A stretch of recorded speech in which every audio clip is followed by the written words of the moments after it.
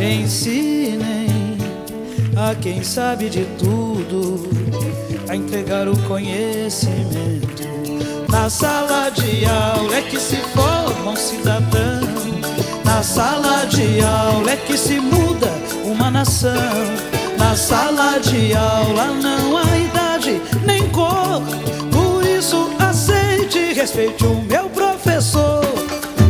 Batam palmas pra ele, que eles merecem.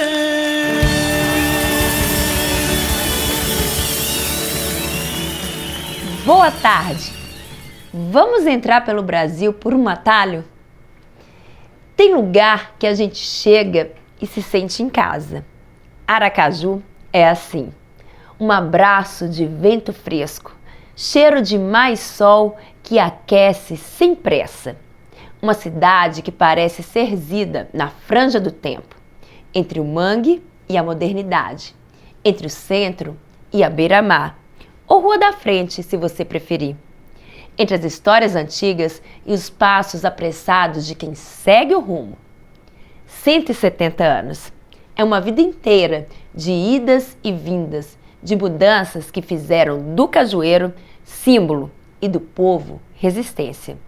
Porque se tem uma coisa que essa terra sabe, é se reinventar. No vai e vem do Rio Sergipe, no sobe e desce dos morros do Santo Antônio, na conversa fiada das feiras, tudo pulsa num ritmo próprio. Nem apressado, nem devagar. Do jeito que precisa ser. Como a mangaba, a vida é colhida no tempo certo. Aqui a felicidade não mora no endereço fixo. Está espalhada. Na conversa solta de quem senta à sombra para ver a tarde se esticar. Na música que escapa do rádio de um carro que passa. No pirão de caranguejo que alimenta o corpo e a alma.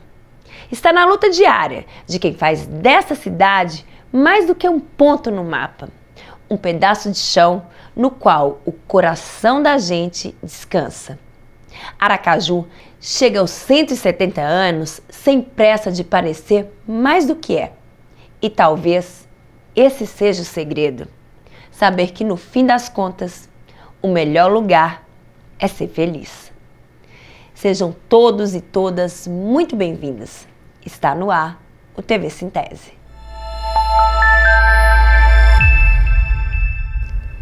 Em nosso Cine Resistência de hoje, o filme não poderia ser mais óbvio. Abraço chega para lembrar que a luta dos professores sergipanos é real, urgente e capital.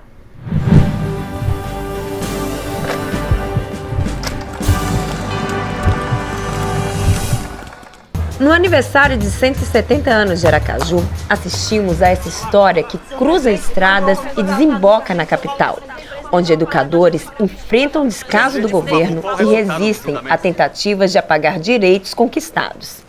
Entre reuniões, pressões e batalhas jurídicas nos corredores do Tribunal de Justiça, Aracaju se torna palco de uma mobilização que ultrapassa discursos e se transforma em ação concreta.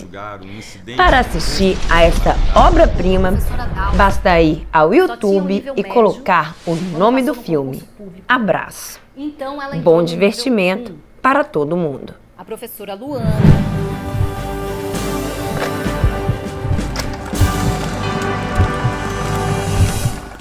Se a cultura fosse um rio, Aracaju teria um leito profundo e cheio de curvas.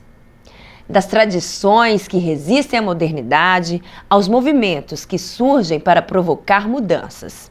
E para falar desse fluxo constante, temos um convidado que navega como poucos nas águas da cultura aracajuana. O professor, pesquisador e agitador cultural Zezito de Oliveira. Nascido em São Cristóvão, cidade vizinha e berço histórico de Sergipe, ele trouxe na sua trajetória um olhar atento às manifestações populares, à educação e às políticas culturais. Seu trabalho atravessa a academia, as ruas, as telas e a palavra. Do livro que escreveu sobre o bairro América ao filme que nasce dessa obra. Hoje, no bate-papo especial, em homenagem aos 170 anos de Aracaju, vamos discutir os recuos e avanços políticos sociais e a cultura aracajuana. Zezito, seja muito bem-vindo ao TV Sintese. Obrigado. Para começar, Zezito, a cultura é muitas vezes vista como uma expressão espontânea, mas sabemos que sem financiamento, sem políticas públicas, ela perde a sua força. E nos últimos anos, sobretudo ali no governo Bolsonaro, com a extrema-direita no país, nós tivemos aí um apagão cultural. Então, diversos financiamentos foram negados, nós tivemos desmonte de aparelhos culturais e isso tudo certamente teve um impacto. E quando a gente pensa isso no regional, como é que essas políticas impactaram aqui em Aracaju? O que houve de desmonte? E se a gente pensa no agora, como é que está? Esse impacto ainda reverbera? É surpreendente o nosso estado ser o que investiu, o terceiro do Nordeste que investiu menos em cultura, isso como estado, num valor assim de orçamento de 0,8%. Isso números do ano passado, né? Quando o Ceará, por exemplo, ele investiu 7,4%. Então, a gente percebe que quando a gente pega o que acontece no Brasil, o que aconteceu no Brasil na era Bolsonaro, a gente pode dizer que Sergipe foi mais sério, foi pior, porque Sergipe não conseguiu construir, nem mesmo com o governo Lula, a partir daquela proposta de democratização, né, inclusive com orçamento, algo mais assim, vamos dizer, mais perceptível, mais forte, mais vigoroso, certo? Então, para nós aqui, a coisa foi muito ruim. E até hoje ainda temos essa situação, quer dizer, o que agravou-se com o governo Bolsonaro e que já era grave pela própria maneira como a coisa era conduzida aqui, foi conduzida aqui no estado e no município também de Aracaju, certo? Eu não tenho números, por exemplo, de Aracaju, né? A gente não conseguiu ter esses números, mas pelo número do estado você pode ter uma ideia, a gente que está assistindo, pessoas que estão assistindo, pode ter uma ideia, certo? E o que acontece? No caso do estado, nosso estado e o município também, ele tem uma cultura muito de eventos, de grandes espetáculos. Não que a gente seja contra, pelo contrário, né? Isso é importante, necessário. Mas se você fica só nisso, você acaba não fortalecendo uma base, inclusive econômica, de cultura local, tá? Então, você tem esses grandes eventos, muitas vezes, levando dinheiro, né, daqui, com artistas que têm um produto que é caro mesmo, né? Cultura é caro, né? Então, o problema não é o artista cobrar um valor, tá, expressivo. O problema é você não ter um estado que trate da cultura de base para que a gente também possa exportar também, né? Tanto que a gente só tem hoje um grande artista que é nosso, assim, que sai daqui, que hoje é um artista, vamos dizer, nacional e até internacional, que é o Mestrinho, sabe? Ou podemos lembrar também de um grupo como Emboaça também, mas era para ter muito mais artistas e grupos, enfim, tá? E aí, com essa questão, então, de ser um estado importador, né? Um estado e prefeituras também, que nos coloca no papel muito de espectador, de plateia, enfim, né? E aí a gente colocou até um texto recente no blog da Cultura, que eu tanto escrevo no blog, quanto também trago textos de outros autores daqui, de Sergipe, Aracaju, de fora, de outros estados, e eu coloco o quê? Eu peguei a frase do Titãs, que é: a gente não quer só comida, a gente quer comida, diversão e arte. Aí eu trouxe para esse momento, né, atualizando, colocando: a gente não quer só eventos, a gente quer participação social e quer protagonismo cultural. você tem um livro que fala sobre o bairro América, a gente falou isso aqui na abertura da nossa entrevista, e esse livro, ele é um retrato de como arte e trabalho social, eles podem transformar um território. Então, como que você enxerga o poder da cultura, né, em transformar, sobretudo ali em bairros periféricos, em bairros onde às vezes tantas coisas são negadas, né, tantas questões econômicas e sociais, e também conta pra gente um pouco da trajetória dessa experiência. A gente estava conversando aqui pouco antes, e aí você falou que começou lá no início dos anos 90 para 80, né? E aí, então conta pra gente o que traz dessa experiência e como é que foi construir esse livro. O nome ficou do livro do primeiro volume, que são 3 volumes, né? O segundo está quase pronto, mas não ficou a tempo, então a gente ainda vai ter um tempo aí para lançar. Mas o primeiro nome é exatamente AMABA, que é a sigla da associação, o Esquecido Círculo da Aracaju dos anos 80. Por que 1980? Porque a gente, como teve esse corte positivo, muito bom, de final dos anos 80 para 90, a gente então deixou esse projeto Eculturarte para trazer ele nesse segundo volume, sabe? Sim. Então, e o primeiro volume entrou a questão da fábrica de cimento, entrou a questão das ruas, da urbanização, que começou, porque a associação começou assim, né? Depois a cultura foi ganhando mais força, foi crescendo. Então, é isso. E essa história, ela ganha novas nuances, porque agora o livro vira um filme, você contou aqui no bastidor, que já está no processo de pós-produção, ou seja, daqui a pouquinho a gente vai ter todas essas memórias do bairro América contadas nas telas. Então, conta pra gente como é que você enxerga esse processo de levar mesmo essa história, de levar esse Aracaju desconhecido, né, para as telas, e como é que você espera que essa história contada, ela atinja os aracajuanos e também aqueles que não tiveram oportunidade de pisar aqui na nossa capital. Pois, o filme, inclusive, o nome é América Reconstruindo Aracaju. Ele é uma produção da Clipe Filmes, uma produtora começa agora, independente, mas já tem um tempozinho, mas agora cresce, porque com a questão da Lei Paulo Gustavo realmente deu campo, deu possibilidades.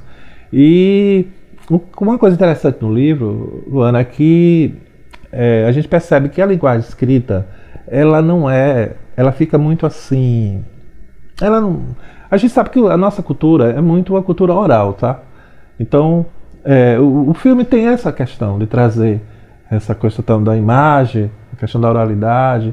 Então, o livro sempre por melhor que você possa fazer, o livro possa produzir, seja bem escrito, tudo, ele nunca atinge uma população, nunca atinge uma grande quantidade de pessoas como um filme pode atingir. Então, uma das coisas que é legal é, por exemplo, poder atingir jovens, adolescentes, crianças, por que não?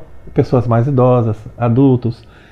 Então vai ter muito mais assim, vai chegar muito mais gente e de uma maneira também muito assim, muito viva, assim, muito atraente, porque a imagem, né?